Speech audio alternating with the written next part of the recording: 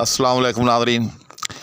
قوافی کے حوالے سے وہ جو 10 باتیں میں آپ کی خدمت میں انتخاب قافیہ کے وقت پیش کرنا چاہتا تھا، تو آج اس کی جو ہے آخری اور 10ویں بات جو ہے وہ آ گئی۔ جی ہاں، لیکن یہ جو 10ویں بات ہے یہ اتنی پیچیدہ اور اتنی ذو جہت ہے کہ اس پر مجھے یقین ہے کہ ایک ویڈیو نہیں بلکہ کئی ویڈیوز جو ہیں وہ بنانی پڑیں گی۔ جی ہاں، ویڈیو کی طرف باقاعدہ بڑھنے سے پہلے آپ سے ہمیشہ کی طرح یہ التماس کہ اگر کوئی صاحب میرے چینل پر نئے ہیں تو کائنڈلی وہ چینل کو سبسکرائب بھی کر لیں، ساتھ میں موجود بیل آئیکن کو بھی پریس کر لیں۔ شکریہ۔ تو آج میں جس قافیے کی ایک انتہائی اہم بات کی طرف آپ کو لے جا رہا ہوں، اس کی وضاحت کرنے جا رہا ہوں، وہ ہے ایتا۔ جی ہاں، آپ نے یہ لفظ بہت مرتبہ سنا ہوگا کہ ایتا جو ہے وہ قوافی کے اندر ایک عیب ہے۔ تو جہاں میں نے آپ کو 9 باتیں بتائی ہیں، تو یہ کیسے ہو سکتا تھا کہ قافیے کی جو سب سے بڑی بیماری ایتا ہے اس کا تذکرہ نہ کروں، بلکہ قوافی کی اور بھی بہت سی جو ہے وہ جو سمجھ لے کہ اس کے اسقام یا اس کے سقم ہیں، تو انشاءاللہ تعالی نیکسٹ فیز کے اندر وہ بھی میں آپ کو ایک ایک کر کے جو ہے وہ سمجھاؤں گا۔ تو آج سر 10 جو ہے وہ ایتا، اس کو اتنی یوں سمجھ لیں کہ پیچیدگی کے ساتھ لوگوں نے بیان کیا ہے کہ سچی بات یہ ہے کہ اس کو سمجھنا جو شیر لانے کے مترادف ہے۔ جی ہاں، لیکن میں انشاءاللہ العزیز آپ کو اس آسانی کے ساتھ یہ سمجھاؤں گا کہ انشاءاللہ العزیز مجھے یقین ہے کہ اس کے بعد میری ویڈیوز ایتا سے متعلق جو بھی اپلوڈ ہوں گی، ان ویڈیوز کو سننے کے بعد انشاءاللہ العزیز کسی قسم کا کوئی ابہام نہیں رہے گا۔ تو آئیں اب جو ہے ایتا کے بارے میں جو ہے وہ جانتے سمجھتے ہیں۔ میری بات تو یہ یاد رکھیے گا کہ اسی کو قافیہ شائگان بھی کہتے ہیں، یہ بھی ایک اصطلاح ہے اسی ایتا کے لیے۔ تو ایتا یاد رکھیں کہ اس کا وقوع جو ہے وہ مطلع میں ہوتا ہے۔ جی ہاں، مطلع کے 2 مصرے ہوتے ہیں، تو جب بھی مطلع کہیں، جی ہاں، تو مطلع کہتے ہوئے آپ اگر کوئی ایسا قافیہ استعمال کرتے ہیں پہلے مصرے میں ہی سمجھ رہے ہیں کہ جو 2 اجزاء پر مشتمل ہے، جی ہاں، جو 2 الفاظ سے مرکب ہے، مثلا صحت مند، اب دیکھا یہاں صحت الگ ہے، مند الگ ہے، دولت مند، دولت الگ ہے، مند الگ ہے، خرد مند، خرد الگ ہے، مند الگ ہے، اسی طرح سے سود مند، سود الگ ہے، مند الگ ہے، اسی طرح سے جفا گر، جفا الگ ہے، گر الگ ہے، ستم گر، ستم الگ ہے اور گر الگ ہے۔ جی ہاں، یعنی اگر آپ مطلع کے پہلے مصرے میں کوئی ایسا مرکب لفظ استعمال کرے، جی ہاں، تو یاد رکھیے گا کہ پھر دوسرے مصرے کے اندر کبھی بھی جو ہے مرکب اسی قسم کا مرکب لفظ جو ہے وہ استعمال نہ کرے۔ جی ہاں، مثلا جیسے آپ نے پہلے مصرے میں استعمال کیا ستمگر، اب دوسرے مصرے میں آپ نے استعمال کر دیا جفاگر، یا پہلے مصرے میں آپ نے استعمال کیا خرد مند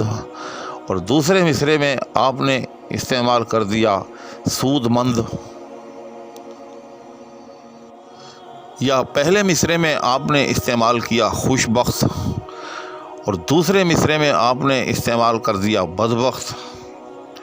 تو یاد رکھیے گا ان تمام مقامات پر جو ہے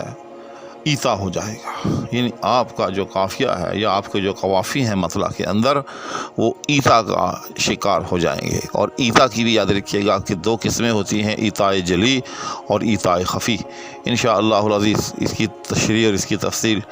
بعد میں بتاؤں گا، لیکن آپ ایسے سمجھ لیں کہ ایتا جلی یعنی بڑا ایتا جو واضح ایتا ہے، یعنی واضح طور پر ایتا جو ہے وہ ہو جائے گا۔ جی ہاں، تو اس کا حل کیا ہے؟ اس کا حل یہی ہے، یاد رکھیے گا کہ اگر آپ نے پہلے مصرے میں، جی ہاں، یا مطلع کے مطلب یہ ہے کہ دونوں مصرے میں سے ایک مصرے میں کوئی مرکب لفظ جو ہے وہ آپ نے استعمال کیا تو دوسرے مصرے میں کبھی بھی ایسا مرکب لفظ جو ہے وہ استعمال نہ کریں، جی ہاں، بلکہ دوسرے مصرے میں آپ ایسا لفظ لائیں جو ایک مکمل لفظ ہو۔ مثال کے طور پر میں مثال دیتا ہوں، جیسے اگر آپ نے پہلے مصرے کے اندر سود مند یا خرد مند کا لفظ جو ہے وہ استعمال کیا، ظاہر ہے یہ ایک مرکب لفظ ہے، دو حصوں پر مشتمل ہے، تو دوسرے مصرے میں آپ جو ہے وہ خرسند کا لفظ لائیں۔ اس طرح اب خرسند جو ہے ظاہر ہے یہ ایک مکمل لفظ ہے، جی ہاں، اب دوسرے مصرے میں آپ درد مند کا لفظ نہ لائیں، جی ہاں، ورنہ جو ہے وہ ایذا ہو جائے گا۔ اب یہ کیوں ہوگا، یہ بھی جو ہے میں آپ کو اسی ویڈیو کے اندر جو ہے وہ ابھی سمجھاؤں گا، جی ہاں۔ اب 3 لفظ ہو گئے مثال کے طور پر تھوڑی دیر کے لیے، سود مند، خرد مند اور درد مند، ٹھیک۔ اچھا اب دیکھیں کہ ان تینوں کے ساتھ سے جو ہے آپ مند ہٹا دیں، جی ہاں، ٹھیک ہوا۔ اچھا مند جب ہٹایا تو پیچھے جو ہے وہ تینوں لفظ جو ہیں وہ بامانی لفظ بچ گئے، ٹھیک۔ ایک میں خرد بچا جو عقل کے معنی میں ہے، دوسرے میں سود بچا وہ بھی ظاہر ہے ایک بامانی لفظ ہے، تیسرے کے اندر درد بچا وہ بھی ایک بامانی لفظ ہے۔ لیکن آپ دیکھ رہے ہیں کہ تینوں لفظ جو ہے وہ ہم قافیہ نہیں ہیں، جی ہاں، خرد، سود اور درد تینوں لفظ جو ہے وہ ہم قافیہ آپس کے اندر نہیں ہیں، جی ہاں۔ تو ایذا یہی ہوتا ہے کہ وہ لفظ جو مرکب ہو، تو اگر مرکب کا جو دوسرا حصہ ہے وہ آپ ہٹا دیں تو پہلا حصہ جو ہے وہ آپس میں ہم قافیہ نہ رہے تو وہیں ایذا ہو جائے گا، جی ہاں۔ جیسے مسئلہ میں کسی نے پہلے مصرع میں ستم گر استعمال کیا، دوسرے مصرع میں اس نے جفا گر استعمال کیا، تو اب آپ دیکھیں کہ گر کو ہٹا دیں تو جو ہی آپ گر کو ہٹائیں گے تو پیچھے ستم اور جفا رہ جائے گا، تو ستم اور جفا جو ہے بامانی بھی ہیں، جی ہاں، اور آپس میں ہم قافیہ بھی نہیں ہے، تو اس سے جو ہے وہ ایذا ہو جائے گا۔ اور ایسا کیوں ہوگا، اس کو آخر عیب شمار کیوں کیا گیا ہے؟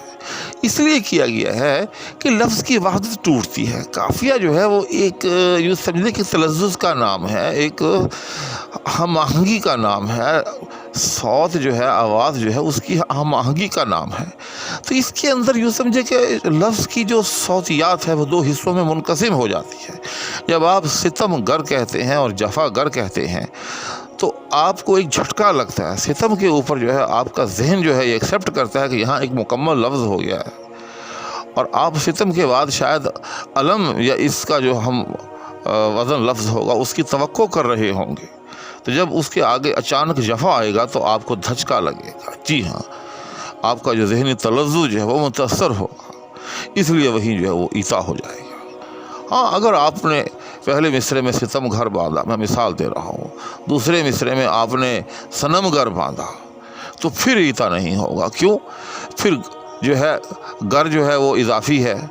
اس کو آپ ہٹا دیں، پیچھے جو ہے وہ صنم اور ستم رہ گیا، تو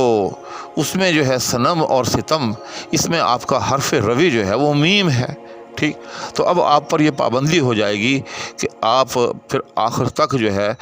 ستم گر، صنم گر، علم گر، میں مثال دے رہا ہوں، تو گر گر بھی ساتھ میں چلے گا، اور جو میم جو ہے اس کو آپ روی بنا کر جو اینڈ تک لے جائے گی، جی ہاں، پھر کوئی مسئلہ نہیں ہوگا۔ مسئلہ اسی وقت ہوگا کہ جب آپ نے مطلع کے دونوں مصروں کے اندر مرکب لفظ استعمال کر لیا، جیسے درد مند ایک میں استعمال کیا، دوسرے میں فکر مند استعمال کیا، جب آپ نے مند کو ہٹایا تو پیچھے درد اور فکر رہ گیا، تو دونوں آپس میں ہم قافیہ نہیں ہیں، ٹھیک۔ اسی طرح سے ایک میں جفا گر استعمال کیا، دوسرے میں ستم گر استعمال کیا، گر کو ہٹایا تو جفا اور ستم رہ گیا، یہ آپس کے اندر جو ہے وہ ہم قافیہ نہیں ہیں، تو ایذا ہو گیا۔ اسی لیے میں نے آپ کو شروع میں کہا تھا کہ اس کا حل یہی ہے کہ اگر آپ مسئلہ کے ایک مصرعے کے اندر مرکب لفظ استعمال کرتے ہیں تو دوسرے مصرعے کے اندر کوئی ایسا غیر مرکب یعنی جو پورے کا پورا ایک لفظ ہو وہ استعمال کریں، اور اس کا آخر جو ہے وہ بھی وہی ہو جو کہ مرکب لفظ کا آخر ہے۔ پھر اس طرح سے جو ہے آپ کے لیے اس کو استعمال کرنا جائز ہو جائے گا۔ جس کی میں نے مثال دی تھی کہ اگر آپ پہلے مصرعے کے اندر آپ درد مند استعمال کرتے ہیں لیکن دوسرے مصرعے کے اندر جو ہے آپ خرسند استعمال کرتے ہیں تو پھر جو ہے وہ ایتا نہیں ہوگا۔ تو آج کی اس نشست کے اندر یوں سمجھ لیں کہ ایتا کے حوالے سے کچھ تعارفی کلمات ہو گئے، اگرچہ یہ تعارفی کلمات میں زہدی سے نعمت کے طور پر کہہ رہا ہوں کہ خاصی تفصیل کے ساتھ آپ کے سامنے پیش کیے گئے ہیں، بہت کم آپ کو جو ہے اتنی تفصیل کے ساتھ جو ہے اس موضوع پر جو ہے وہ گفتگو ملے گی۔ اس امید کے ساتھ کہ آپ چینل کے ساتھ وابستہ رہیں گے، اور اس دعا کے ساتھ کہ اللہ تعالیٰ مجھے بھی آپ کو بھی سب کو اپنے حفظ و امان میں رکھے، آپ سے اجازت چاہوں گا۔ اللہ حافظ۔